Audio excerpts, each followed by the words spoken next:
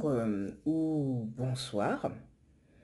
Alors, c'est votre servante Presca, disons la servante de l'Éternel.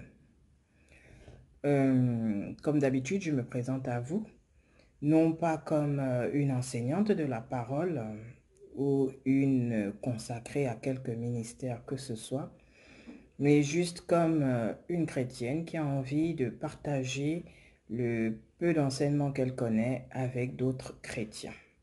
Ne vous y trompez pas, je ne suis consacrée à aucun ministère. C'est juste un moment de partage. Comme d'habitude, je vais vous demander de liker, de partager, de vous abonner. Oui, j'ai besoin de plus d'abonnés.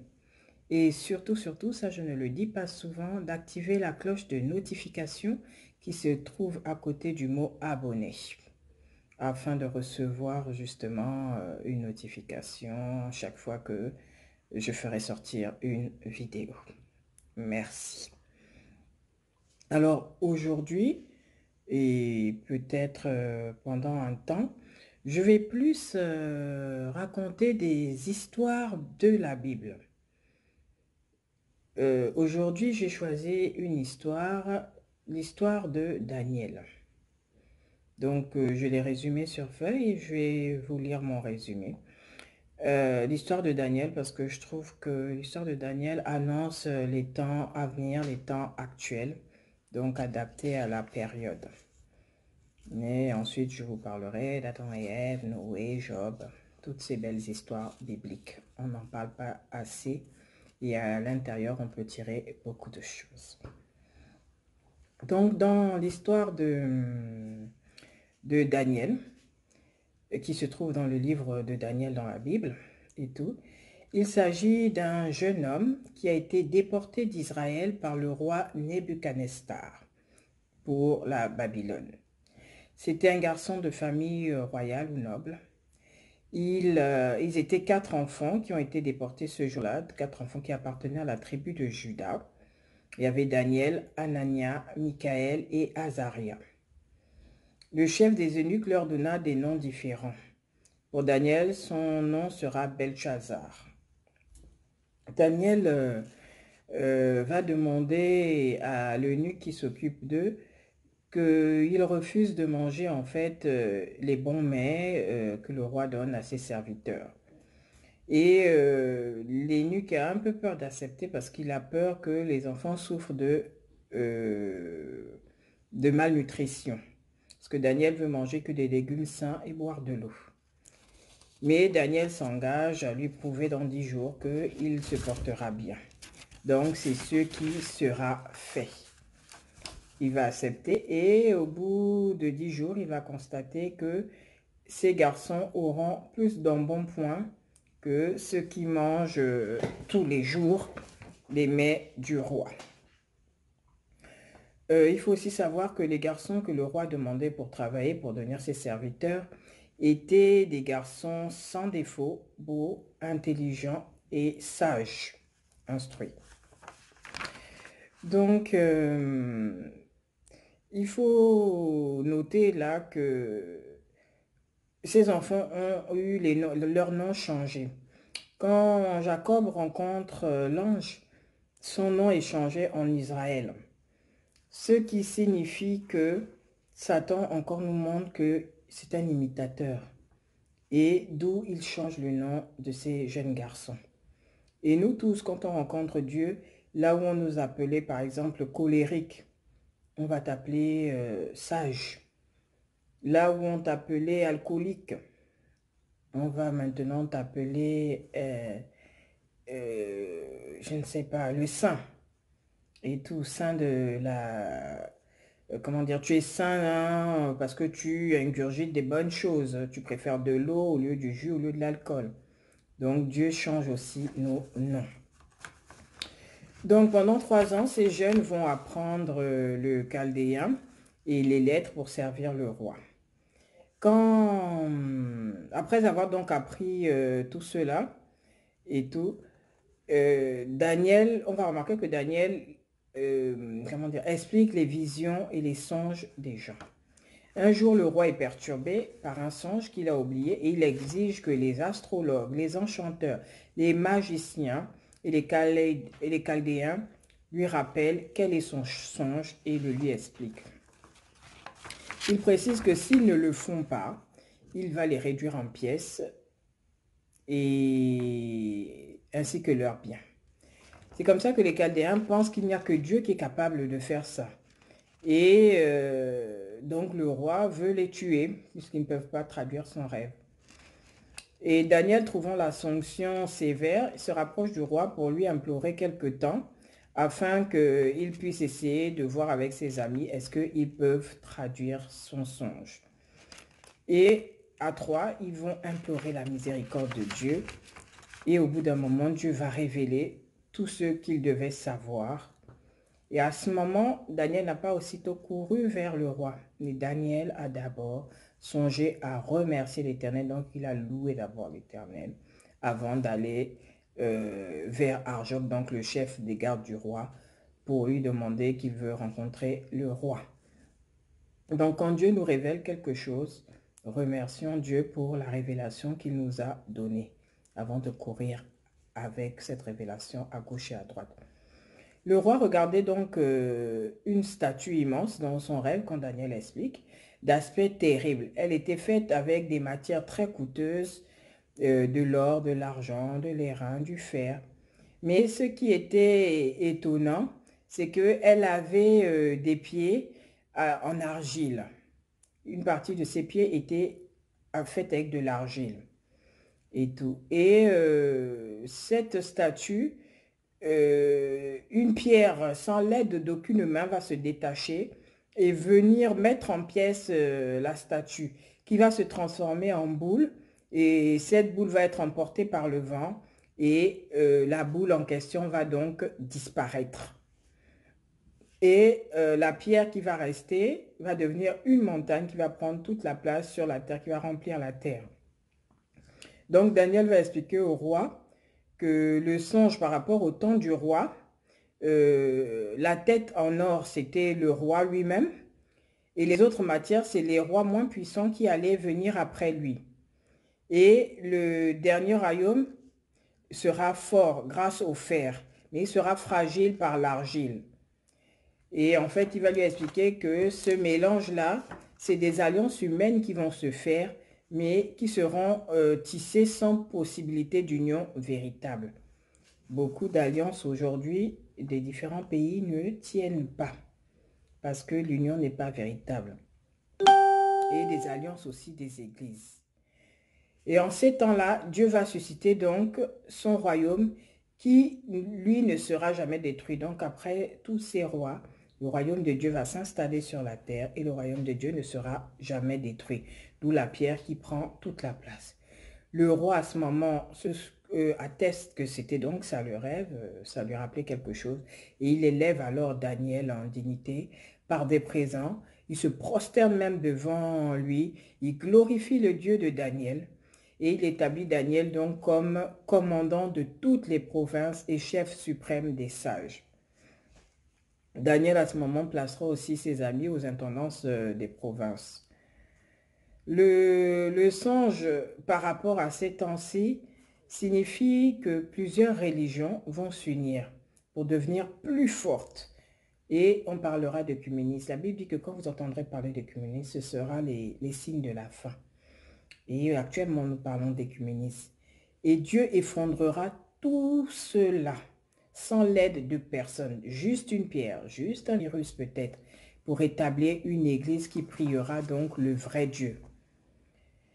Bon, Daniel a fini ses explications et les Chaldéens se mettent à jalouser donc Daniel. Et ils vont demander donc au roi d'instaurer une loi pour que tout le monde au son de la trompette se prosterne devant une statue fabriquée sous la demande du roi. Et ils iront aussi demander au roi d'inscrire que celui qui ne le fera pas sera donc jeté dans la fournaise, dans un four.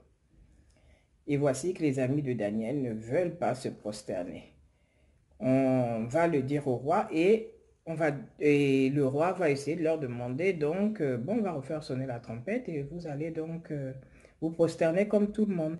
Mais eux, ils refusent.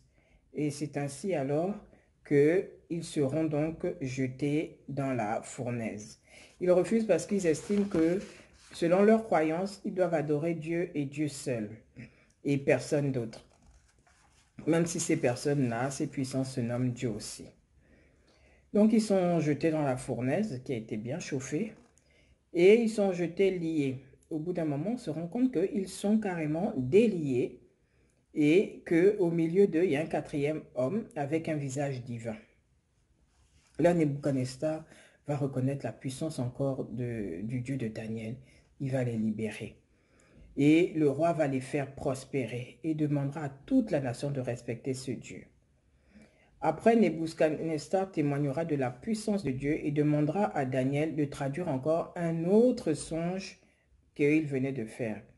Il y avait au milieu de la terre donc un arbre, il raconte à Daniel, un arbre grand et fort. Sa cime allait jusqu'aux cieux et on le voyait à toutes les extrémités de la terre. Un feuillage avec des fruits en quantité pouvant nourrir tout le monde.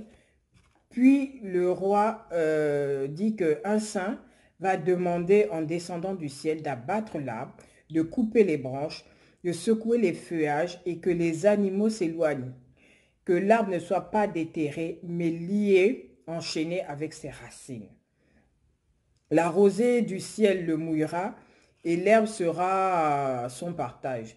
Son cœur d'homme lui sera ôté et un cœur de bête lui sera donné. 7 temps passeront sur lui. Donc, c'est un ordre voilà, des saints qui veillent pour que l'on sache que c'est le Très-Haut qui domine sur le règne des hommes. Dieu élève qui il veut. Donc, c'est Daniel qui commence comme ça. Et il explique au roi que dans les temps où ils vivent, c'est le roi l'arbre. On te chassera et tu vivras dans les champs et tu mangeras l'herbe comme les bêtes. Et 7 temps passeront avant que tu te rendes compte de la puissance du Très-Haut. Et 7 temps passeront avant que tu acceptes, tu reconnaisses que Dieu est le roi des rois. Quand tu vas accepter cette domination, quand tu accepteras sa domination dans les cieux, ton royaume donc il dit au roi que son royaume donc reviendra, d'où l'arbre n'est pas déraciné. Ainsi Daniel lui demandera de mettre un terme à ses péchés.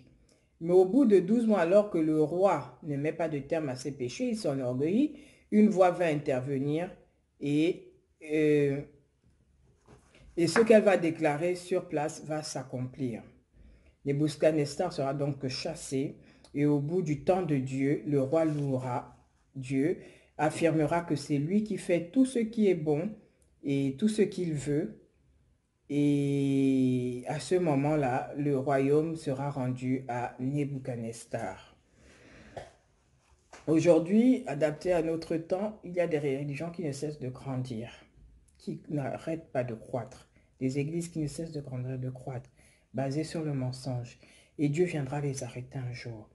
Les racines ne sont pas fausses parce que la base, c'est très souvent l'Éternel des armées.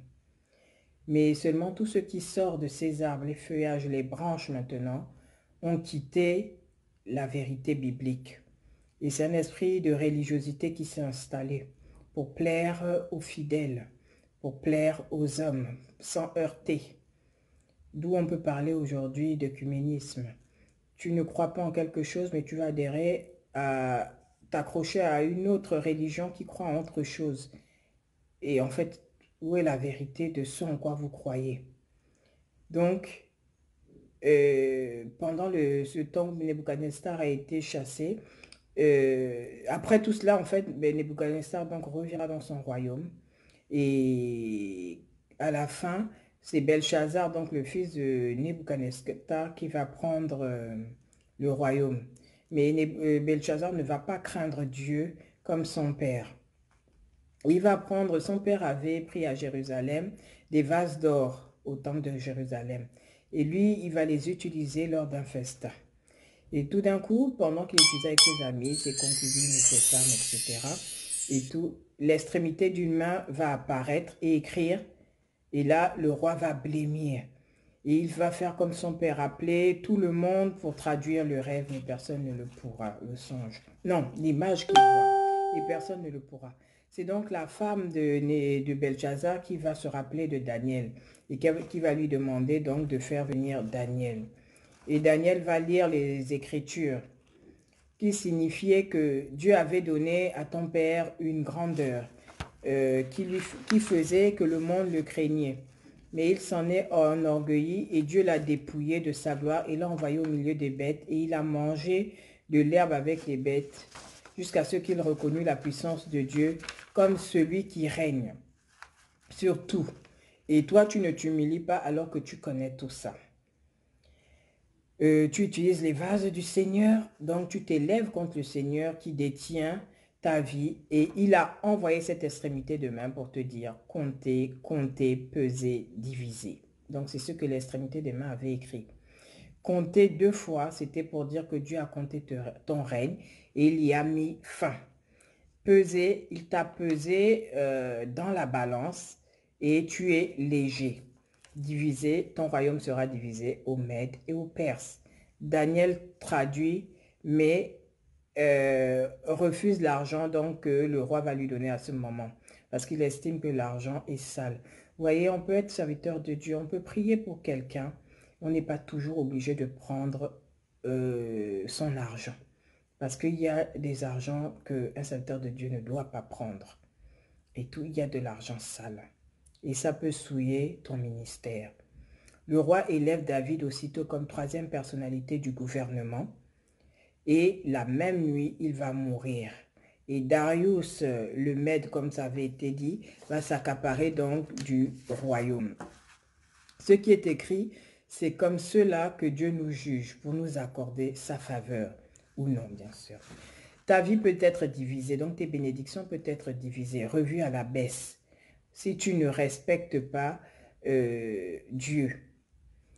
Daniel respecte Dieu et même en captivité, il est élevé.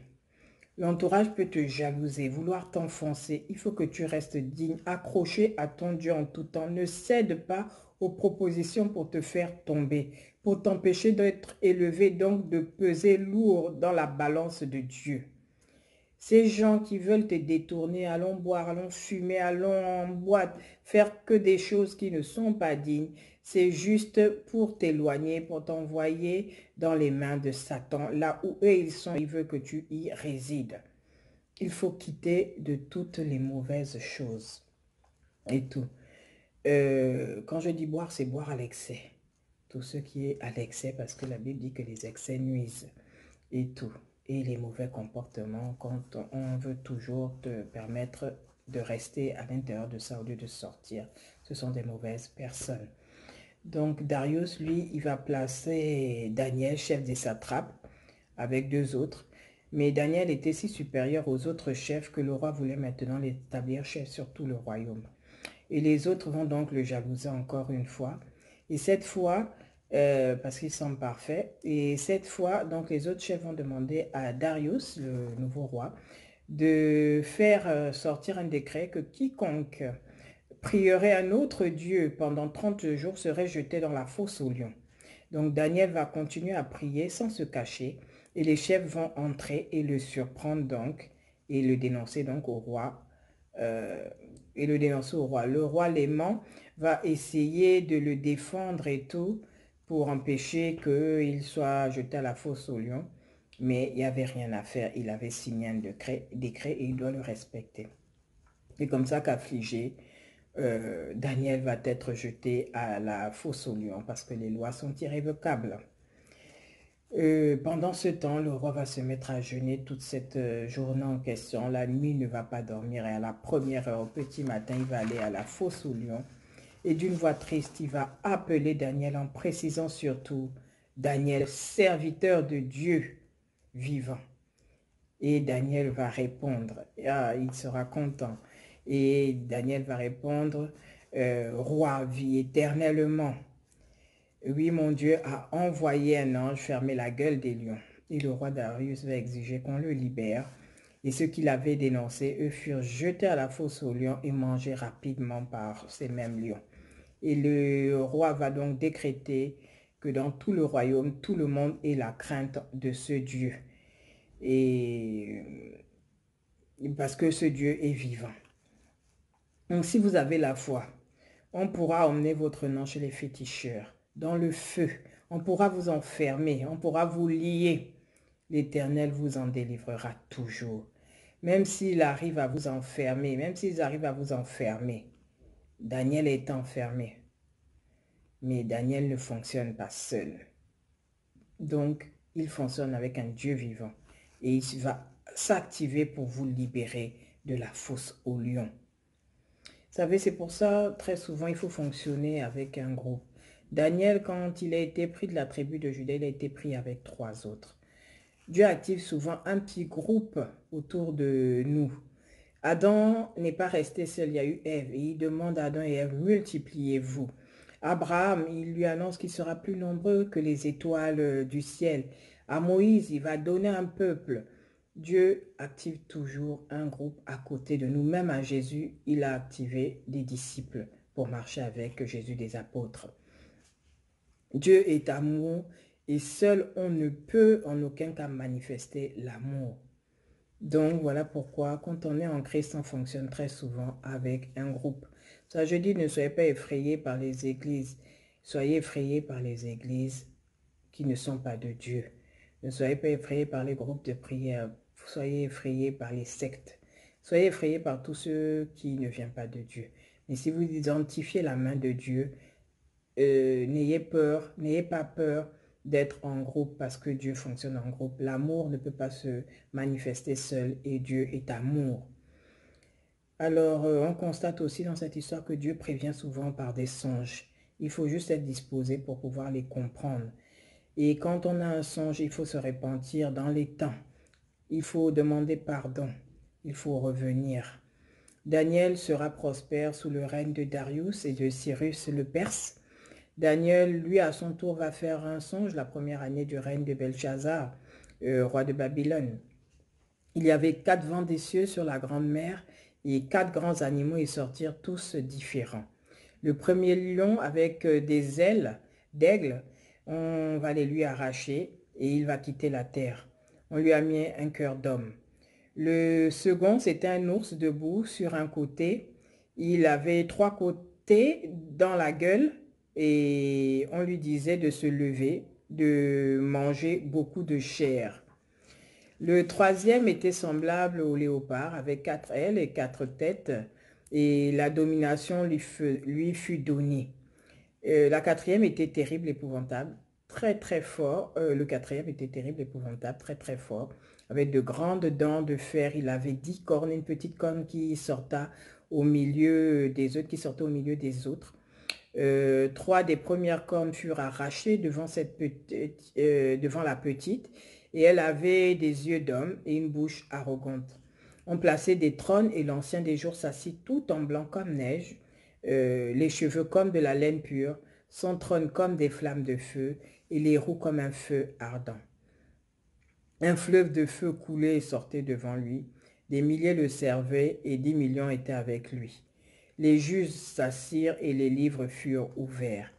La corne prononçait des paroles arrogantes et je regardais, l'animal fut tué. Donc c'est Daniel qui regardait, l'animal fut tué, son corps brûlé. Les autres animaux perdirent leur puissance, mais la vie ne leur fut pas ôtée encore un temps. Le Fils de l'homme arriva au milieu de la nuée, alla vers l'Ancien, et on lui donna donc la domination, la gloire et le règne. Et le monde entier le servit. Sa domination est éternelle et ne sera jamais détruite. Les visions effrayèrent Daniel qui chercha ailleurs à son tour l'explication. Vous voyez, des fois on peut être prophète et on n'arrive pas à traduire quelque chose. Il ne faut pas se forcer. Il y a des choses qui ne nous sont pas révélées, qui peuvent être révélées à quelqu'un d'autre. C'est pour ça, même quel que soit son titre, on a toujours besoin d'un autre prophète, d'un autre pasteur. On ne peut pas s'élever tout seul. On a besoin d'aide. C'est comme ça que Dieu nous a créés. Et même Daniel a eu besoin de quelqu'un d'autre pour l'aider à traduire son rêve. Donc, Daniel va aller chercher des explications chez une autre personne. Et là, on va lui expliquer que les animaux sont les rois de cette terre. mais ce sont les saints du Très-Haut qui hériteront du royaume d'éternité en éternité. Le quatrième royaume existera sur la terre et dévorera les autres. Les 10 cornes, ce sont 10 rois qui vont être élevés dans ce royaume, et un autre s'élèvera après eux, différent, et il abaissera les 3 rois. Il profanera tout en opprimant et en prononçant des paroles contre le Très-Haut. Il voudra changer les temps et la loi, et pendant un temps, des saints seront livrés entre ses mains, et le jugement viendra, et sa domination sera détruite. Et tous les royaumes dominés par les saints pour l'éternité. Les dominateurs serviront le Très-Haut. Daniel ne parla plus de ce songe terrible. Il y a des songes que l'on ne confie pas à tout le monde, car ils peuvent vous porter préjudice. Ils peuvent ne pas être... Il y a des songes terribles. Et en fait, si tu les dis, on va penser que tu déclares quelque chose sur quelqu'un alors que c'est un songe. Donc, il y a des choses où il faut se taire. On a vu, on prie et on se tait. Celui qui a l'intelligence peut trouver facilement les 4 royaumes dont il est question ici par rapport à l'époque actuelle. On le sait aujourd'hui. Le royaume médo-perse, c'est celui de l'Iran et l'Irak. C'est le deuxième royaume. Le premier, c'est celui de Nebuchadnezzar. Le troisième, c'est la Grèce qui représentait la connaissance, la sagesse, la philosophie. Chaque royaume renversait le système de l'autre. Donc, en gros, les statuts de l'autre, vous voyez quoi, et tout. Le quatrième royaume, c'est l'Empire romain. Fort par les croisades, donc les conversions et tout. Ce royaume se divise aujourd'hui et il se réunit, se retrouve sous un autre nom, une autre alliance. Quelle alliance aujourd'hui où on retrouve donc cet empire romain? On parle de 10 rois dans la Bible, d'où 2 doivent partir. Et dans la nouvelle alliance de cet empire, un s'est déjà retiré. Vous pouvez regarder, il y a une alliance aujourd'hui où un pays se retire. Un roi doit encore partir de ce groupe d'après la parole, écrite donc dans le livre de vie. Vous voyez, tout est annoncé bien à l'avance. Toutes ces alliances veulent aboutir à l'œcuménisme. Et aujourd'hui, on en parle, les nouvelles ordres mondiales, etc., etc. Et toutes ces alliances veulent aboutir à l'œcuménisme. Mais si on reste lucide, on ne peut unir différentes religions, comme je le disais avant. Le royaume qui ne sera jamais détruit, c'est celui de Jésus-Christ de Nazareth et son Église. Daniel parle de l'enlèvement de l'Église. L'arbre, c'est là une religion qui grandit. Tout le monde y adhère. Le quatrième homme dans le feu, c'est Jésus. L'arbre qu'on ne déracine pas, c'est parce que Jésus viendra juger cette Église. Le cœur d'homme représente les enfants de Dieu qui sont encore dans cette Église. Pour Nebuchadnezzar, c'est la repentance. Les 4 vents sont les 4 évangiles, Matthieu, Luc, Marc et Jean.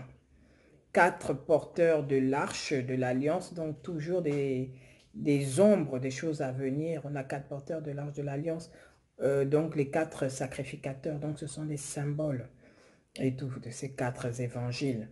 Les attributs de Jésus sont le lion, l'aigle. Donc sur la terre, le premier animal, le deuxième animal, ce sont des grandes puissances avec un symbole d'ours. Vous devez savoir c'est lequel. Le troisième, c'est une autre puissance avec le symbole du léopard. Encore une fois, on peut identifier celui qui a le symbole d'une volaille, d'un oiseau. C'est un pays qui est dominé par le troisième animal. L'Allemagne... non, qu'est-ce que je veux dire? Daniel comprend donc par ces messages que les messages parlent des temps à venir. Voilà pourquoi aussi il n'en parle pas, parce que personne ne peut comprendre.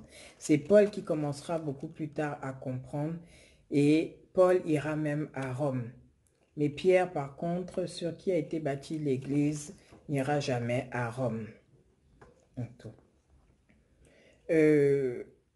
La religion et l'Église aujourd'hui sont confondues, mélangées, d'où l'arrogance devant Dieu. Quand les juges s'asseyeront avec Christ, le jugement commencera Et il y aura Daniel, Moïse, Paul. Il y aura les apôtres. L'Église fausse sera tuée. Les grands pays auront un sursis. Et Jésus dominera et dominera sur tous. Les Romains ont tué les saints comme Jésus, Paul. D'où la Bible dit que la prostituée s'enivre du sang des chrétiens. Alexandre Sévère a été brûlé. Il rejetait, lui, la papauté.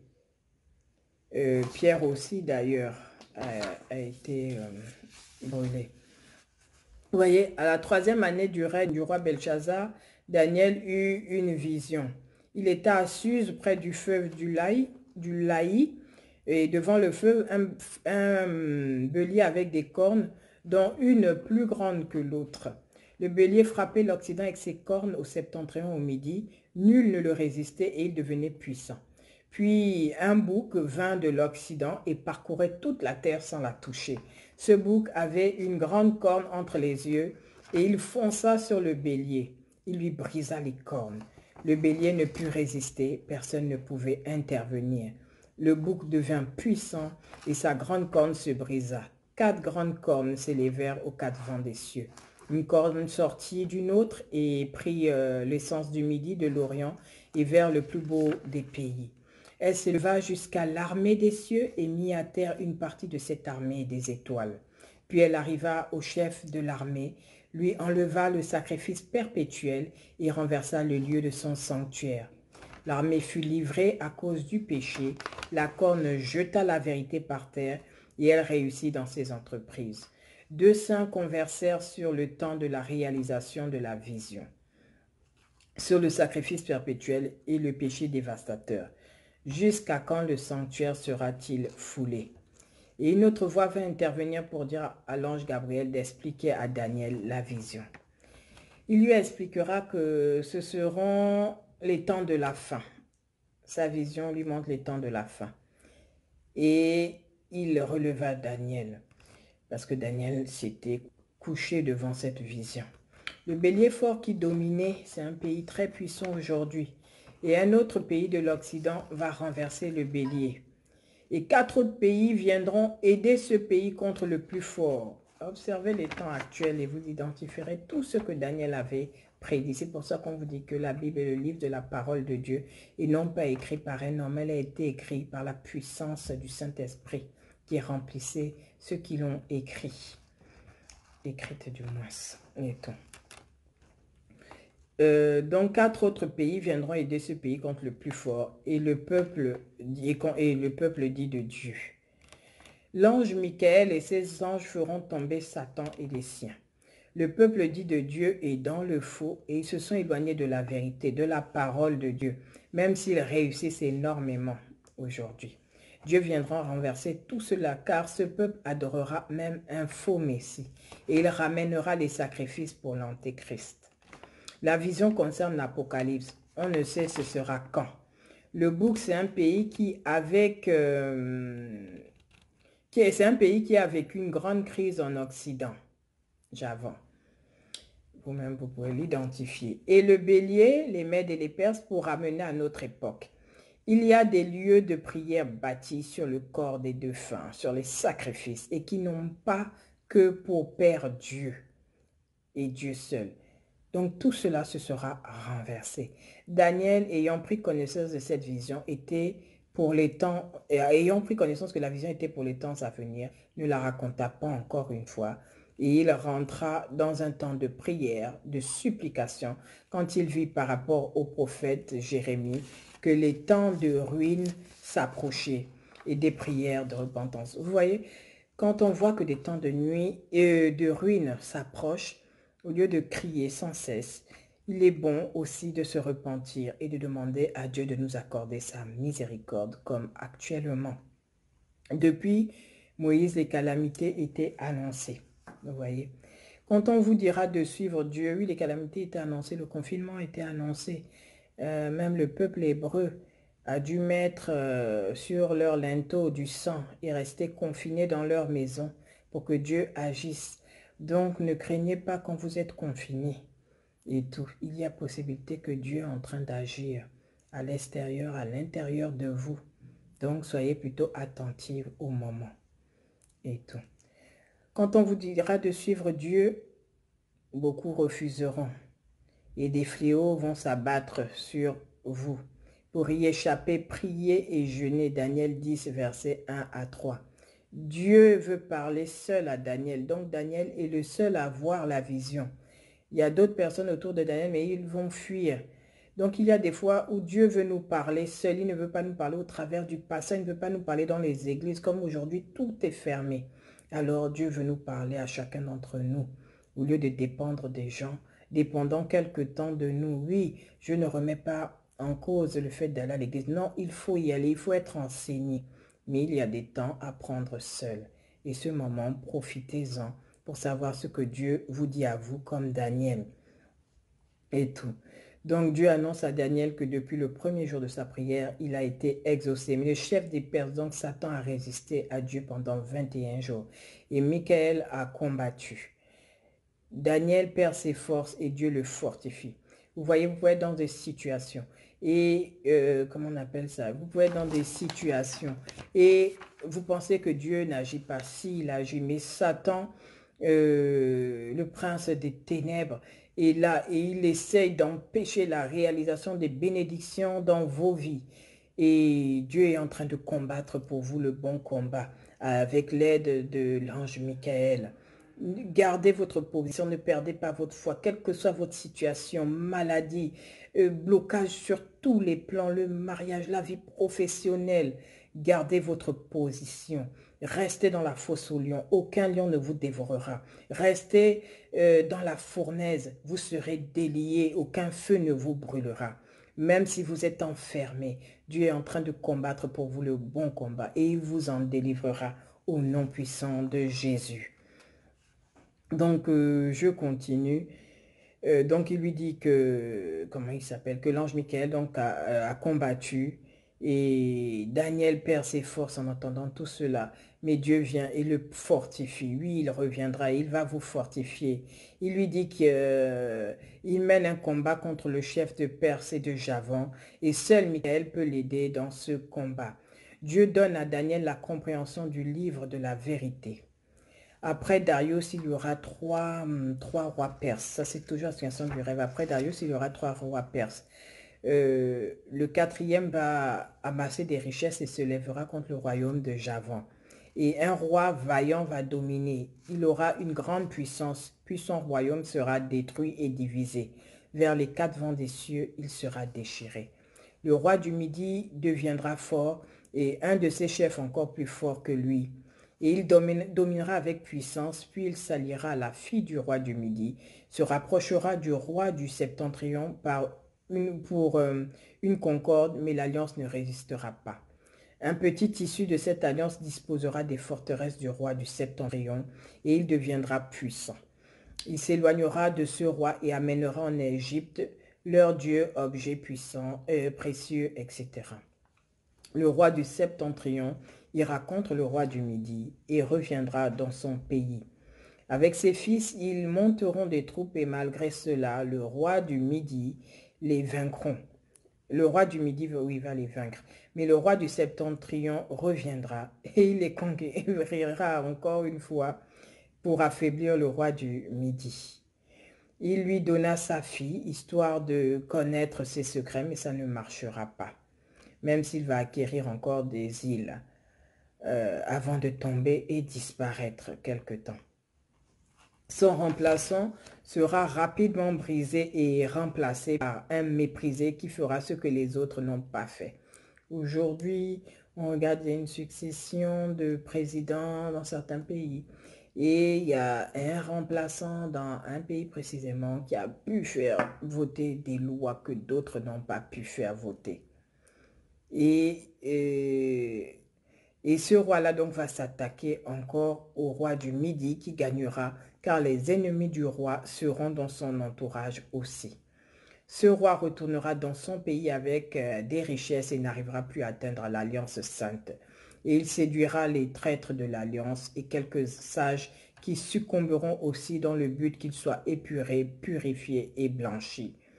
Le roi n'aura égard d'aucun dieu sauf au dieu des forteresses, des dieux étrangers à qui il rendra des hommages avec sa richesse, et ceux qui adhèrent à ce dieu seront élevés.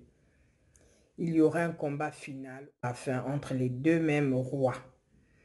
Et celui du septentrion gagnera et s'étendra jusqu'en Afrique. Et après cela, l'ange Michael viendra. Ce sera un temps de détresse tel qu'il n'y en a jamais eu. Ceux qui seront dans le livre de vie seront sauvés. Les morts seront ressuscités.